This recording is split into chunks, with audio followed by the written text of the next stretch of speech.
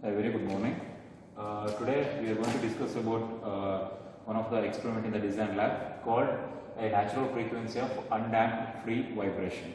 So first, what is meant by a natural frequency? Natural frequency means it is an oscillations. It's oscillations produced by a system in the absence of driving force or any damped force. In the absence of any driving or damped force, it produces an oscillation. That oscillation is called as a natural frequency.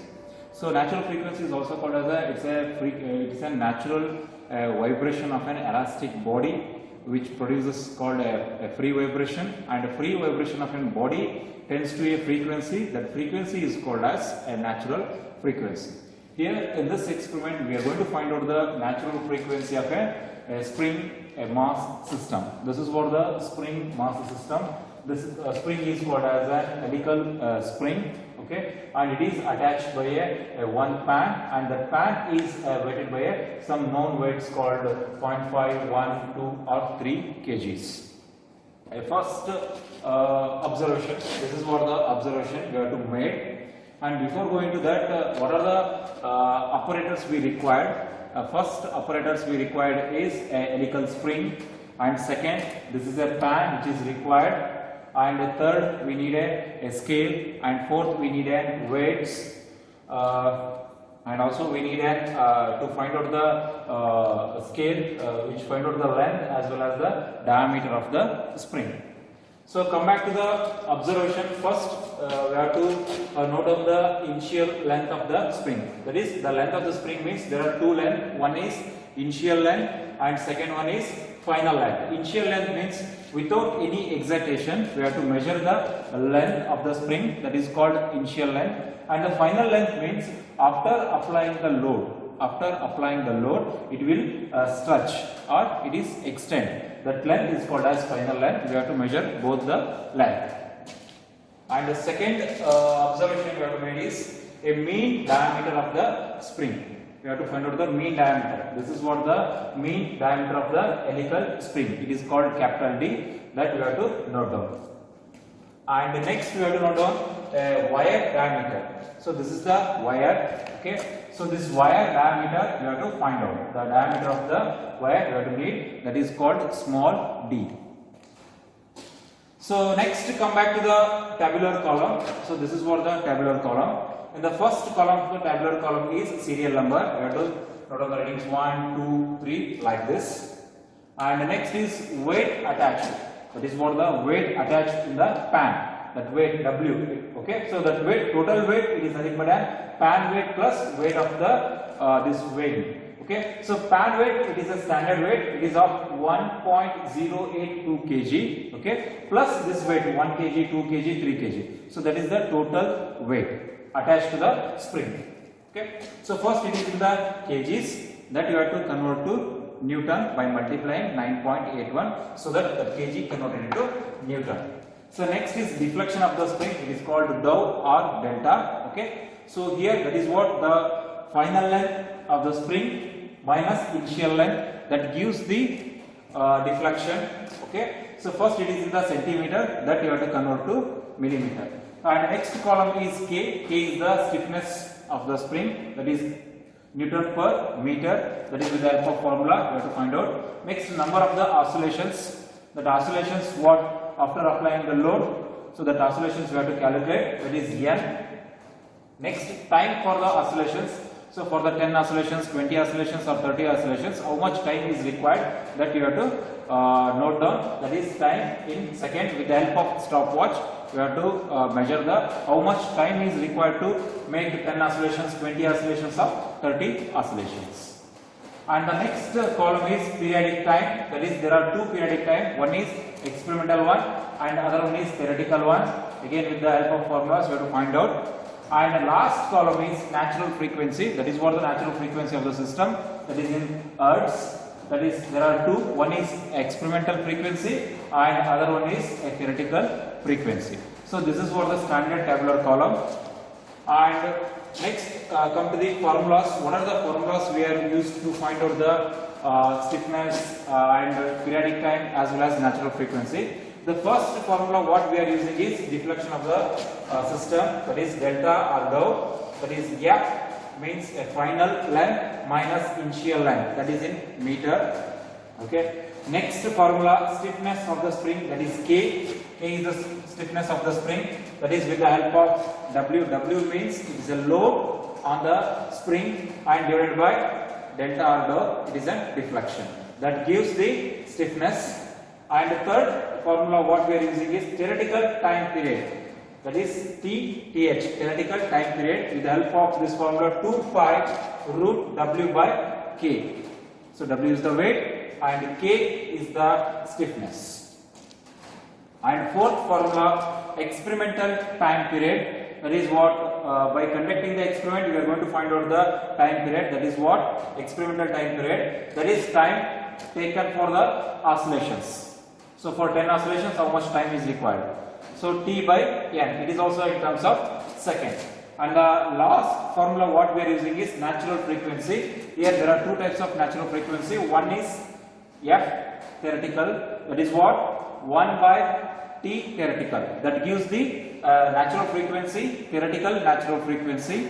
And second one is experimental natural frequency, that is 1 by T experimental.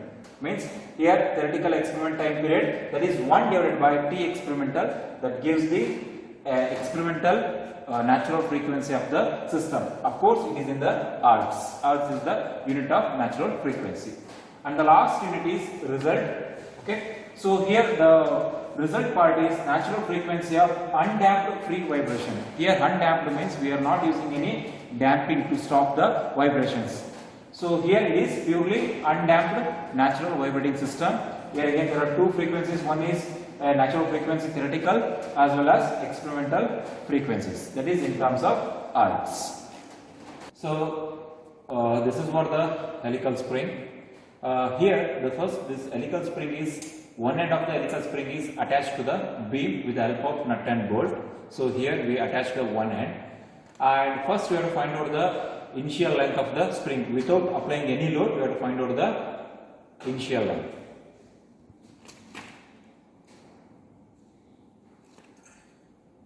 So from this end to this end we have to measure the initial length from this end to this end. So it is a initial length, it is of 18 centimeter.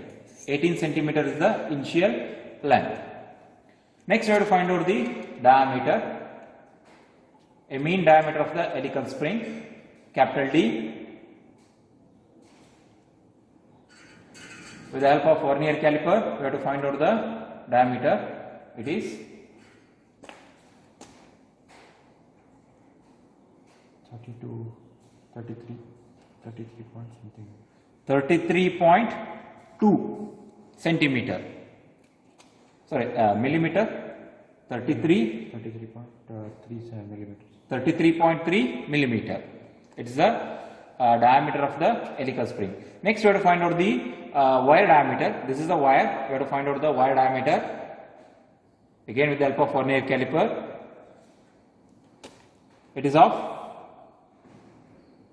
2.5 mm. So wire diameter is 2.5 mm. The helical diameter is 33.2 mm and total length is 18 centimeter. So this is our the initial reading we have to note down. Next we have to attach the fan. Okay, attach the fan at the other end.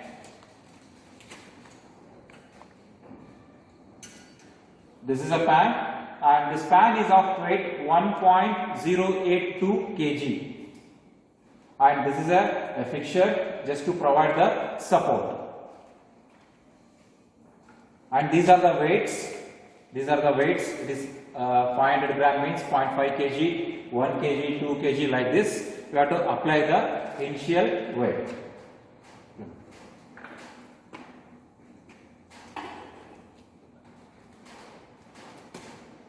Yes, this is how we have to apply the load. So total weight of this spring is this span weight plus this weight. This is the total weight. And now we have to measure the final length. This is after applying the load. We have to measure the final length of the spring. Earlier it is it was 18 centimeter, but now it is 22. It is of 20.2. 20.5. So 20.5 centimeter. Earlier without weight it is 18 centimeter. After applying the weight it is become 20.5 centimeter. Because of the weight it is stretched. So next we have to provide the initial excitement or initial load by stretching this. We have to provide the initial oscillation manually like this. Yes. Now you can see the oscillation. This is what the natural oscillation. And here for 5 oscillations, for 10 oscillations, for 15 oscillations, how much time is required? We have to record it. Okay. Yes. So for 10 oscillations, how much time? We will consider for 10 oscillations, and we have to measure for 10 oscillations how much time is required. So now we just replace the 0.5 kg by 1 kg.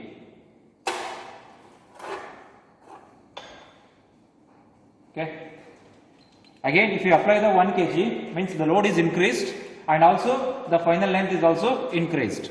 If you increase the load, the final length also increases. So now it is, you can observe that it is approximately 21.3. Earlier it was 20.5, but now it is 21.3. The same procedure you have to follow. Just provide the initial oscillations manually. Yes. For 10 oscillations, you have to measure 1, 2, 3, 4, 5, 6, 7, 8, 9, 10. Yes. You have to measure the how much time in seconds. Say it was nearly 4.25 seconds. So like this, you have to apply the different loads, and for the 10 oscillations or 20 oscillations, you have to note down the time required. Okay. So these are the observations. Length of the spring 18 centimeter, that is initial length, and the mean diameter 2.4 centimeter, that is in meter it is 2.4 meter, centimeter I think. It is of 0.024 meter. Okay, wire diameter it is 2.5 millimeter, means 2.5 into 10 raised to minus 3 meter, and the weight of the pan is 1.082 kg. Come to the calculation part. Okay, these are the formulas what we are using to find out the different parameters. Like first the deflection. So final length, initial length. So final length and initial length. It gives the delta, means that is what the deflection in terms of meter. Okay, and this is different readings. It's the first reading of 0.5 kg. Okay, second reading is 1 kg, and third reading may be 2 kg. Like this, you have to take the different readings. So next is stiffness of the spring. Stiffness here we have to K is the stiffness of the spring, W by delta. So W means total weight. Total weight it is 20.42 Newton. Okay, so earlier it was 1 kg plus 1.082 kg. So total 2.082 kg. That 2.082 kg into 9.81. That approximately we can consider it is 20.42 Newton. So that kg converted to Newton. Okay, and divided by deflection. So that gives the stiffness in terms of Newton per meter. So again, this is for different readings, a first reading and second trial and third trial. Next, theoretical time period. So here theoretical time period, that is what we are using the formula 2 pi root m by k. So m is the mass, that is in terms of same kg, and k is the stiffness. Okay, mass and stiffness. So here mass, the total mass is how much? 2.082, that we consider, not in terms of Newton, it is in terms of kg. So as it is kg, okay, 2.082, and 618.6 is the stiffness. So stiffness, okay, that mass divided by stiffness, root mass divided by stiffness, that gives the theoretical time period in terms of seconds. So it is for the first trial, second trial. We have to follow the same procedure for first trial as well as second trial, and also third trial. And the last one is experimental time period. That is, experimental time period means we conducted an experiment, okay, for the oscillation of 10 oscillations. Okay, if you consider n is equal to 10, means number of oscillations is 10. So how much time is required? With the help of stopwatch, we calculated the time period. Okay, for 10 oscillations, it may require 3.15 seconds. Okay, so T by n, that gives the time period of experimental. For this is first trial, second trial, and third trial. It is in unit is seconds.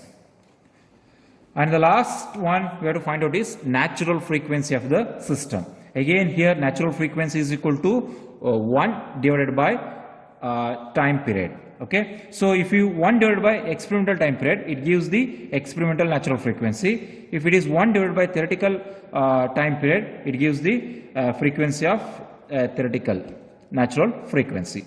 So like this, you have to find out the first experimental frequency, okay, natural frequency of trial 1, trial 2, and trial 3. Here 1 divided by T experimental, 1 divided by 0.315, so it gives the 3.17 Hertz. Okay, for same thing second trial, and same thing third trial. So this frequency is called as a experimental natural frequency of the system. Okay, and similarly we have to find out the one more frequency, that is what? Frequency of theoretical, that is 1 divided by theoretical time period. Okay, so theoretical time period, if you take for the trial 1, okay, so 1 divided by, so theoretical, see here, yeah, here you find out theoretical frequency 1 divided by this 0.364, okay, so that gives a 2.74 Hertz. So theoretical time period for frequency for trial 1. Similarly for second trial as well as third trial you have to do, and here Hertz is the unit of frequency, natural frequency. So ultimately what we want is a result. In the result sheet we have to write the average theoretical natural frequency of a system. Okay, it is 2.5, and the average natural frequency of a experimental is 2.78 Hertz. See, this is a tabular column you have to fill for the first trial, second trial, and the third trial, and this is a total weight, okay, and this is a deflection, initial, final minus initial, and this is a stiffness K, okay, and number of oscillations we consider 10 oscillations, total 10 oscillations, and time period, it is for 10 oscillations here 3.15 seconds, 3.72 seconds, and 4 seconds. If we increase the weight, the oscillation time required is also increases. You can observe here, and the time period, it is theoretical as well as experimental. There are two, okay, and natural frequency. See here it is 2.7. It is a theoretical natural frequency, and experimental is 3.14. Okay, if you want, you can take the average and write it down in the results. So finally, you have to conclude that the average theoretical frequency is 2.5 and the average experimental natural frequency is 2.75 Hertz. Okay, thank you.